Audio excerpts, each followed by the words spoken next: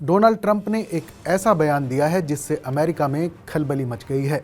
दूसरी बार राष्ट्रपति बनने वाले ट्रंप ने इशारों इशारों में ये बात कही है कि वो तीसरी बार भी राष्ट्रपति बनने की इच्छा रखते हैं। ट्रंप की इस बात को लेकर चर्चा है कि क्या ट्रंप अपनी इच्छा पूरी करने के लिए अमेरिका के संविधान में बदलाव करेंगे। उधर भारत के पड़ोसी मुल्क बांग्लादेश की अंतरिम सरकार भी नए सिरे से संविधान लिखने की कोशिश में जुटी हुई है। इसके लिए सरकार ने संविधान सुधार आयोग का गठन किया है, जो देश भर के प्रतिष्ठित संस्थानों से सलाह और सुझाव मांग रहे हैं। बुधवार को हुई बैठक में दिए गए सुझाव अगर लागू होते हैं तो बांग्लादेश में अमेरिका जैसे नियम बन सकते हैं। लेकिन अमेरिका में भी संविधान में बदलाव को लेकर कयास लगाए जा रहे हैं। बुधवार को नवनिर्वाचित राष्ट्रपति डोनाल्ड ट्रंप प्रतिनिधि सभा में चुनाव जीतने के बाद अपनी रिपब्लिकन पार्टी के सांसदों से मिले। उन्होंने सदन में पार्टी की स्थिति पर संतोष जताते हुए कहा कि जीत हमेशा अच्छी होती है। इस दौरान ट्रंप ने राष्ट्रपति पद के तीसरे कार्यकाल में भी काम करने की इच्छा जताई। प्रतिनिधि सभा के लिए चुनकर आए रिपब्लिकन नेताओं के सामने अपने संबोधन में ट्रंप ने कहा कि मुझे संदेह है कि मैं तब तक दोबारा चुनाव नहीं लड़ूंगा जब तक आप ये नहीं कहते कि वो अच्छे हैं। हमें कुछ और सोचना चाहिए। अमेरिका में मौजूदा संविधान के मुताबिक कोई भी शख्स 2 बार से ज्यादा राष्ट्रपति पद पर नहीं रह सकता। इस संवैधानिक व्यवस्था में बदलाव तभी हो सकता है जब अमेरिका के सभी राज्यों की असेंबली 3/4 बहुमत से प्रस्ताव पारित करें। उस पर भी गौरतलब ये है कि राष्ट्रपति का कार्यकाल बढ़ाने के लिए संविधान में संशोधन की प्रक्रिया तकरीबन 7 साल लंबी है। फ्रैंकलिन डी रूजवेल्ट 1933 में राष्ट्रपति बनने के बाद 1945 में मौत होने तक अमेरिका के राष्ट्रपति रहे थे। वो अमेरिका के इतिहास में 2 कार्यकाल से ज्यादा राष्ट्रपति रहने वाले इकलौते नेता रहे हैं। फ्रैंकलिन के बाद संविधान में संशोधन करके अधिकतम 2 बार राष्ट्रपति बनने की व्यवस्था बनाई गई। अब बांग्लादेश में संविधान संशोधन को लेकर चल रही कवायद की बात करें तो बांग्लादेश की अंतरिम सरकार इन दिनों देश के सिस्टम में कथित तौर पर सुधार की कोशिशों में जुटी हुई है।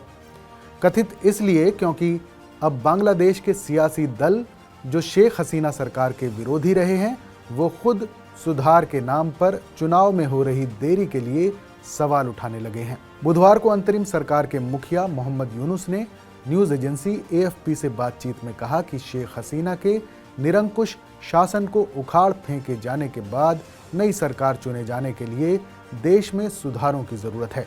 उन्होंने कहा कि सुधारों की रफ्तार तय करेगी कि चुनाव कितनी जल्दी करवाए जा सकते हैं।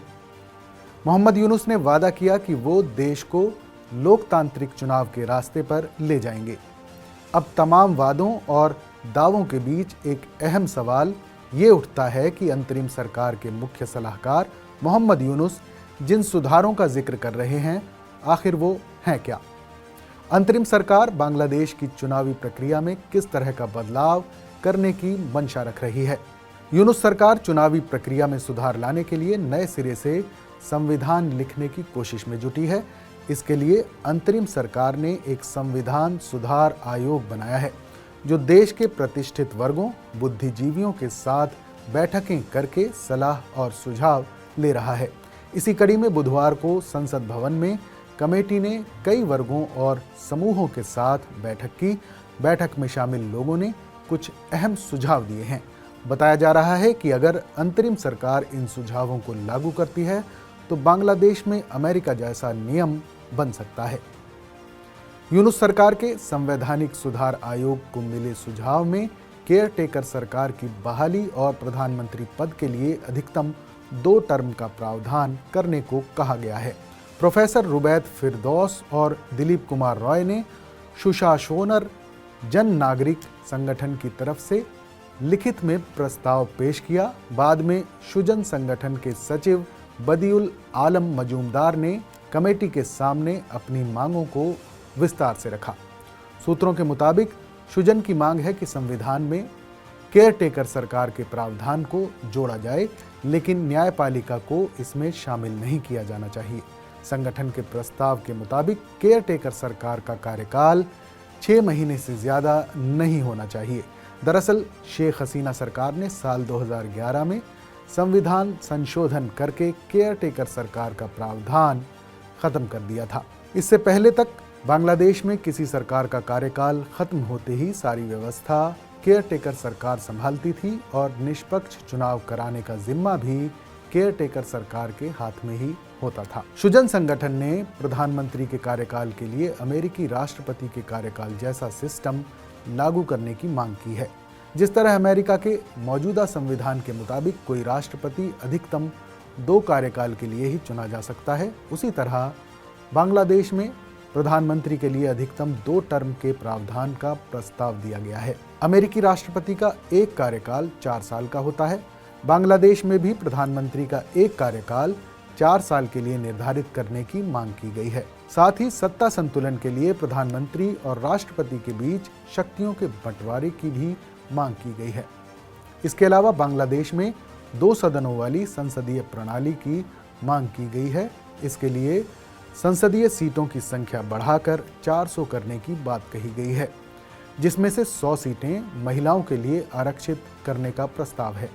ये वो व्यवस्था है जिसमें सदन को अलग अलग सदनों, चैम्बर्स या हाउस में बांटा जाता है, जैसा कि भारत में लोकसभा और राज्यसभा है या अमेरिका में सीनेट और प्रतिनिधि सभा। प्रस्ताव में संसद की सभी 400 सीटों पर एक साथ चुनाव कराने की मांग भी की गई है। संविधान में बदलाव और सुधार करने के लिए बनाए गए आयोग के अधिकारियों ने अलग अलग राजनीतिक दलों और मीडिया समूहों के नेतृत्व के साथ भी कई मीटिंग की हैं। बांग्लादेश में अगर ये सुधार लागू होते हैं तो अमेरिका की तरह 4 साल का कार्यकाल और अधिकतम 2 टर्म की व्यवस्था होगी। हालांकि अमेरिका में प्रेसिडेंशियल रूल है, लेकिन फिर भी दोनों देशों के नियम काफ़ी हद तक एक जैसे होंगे।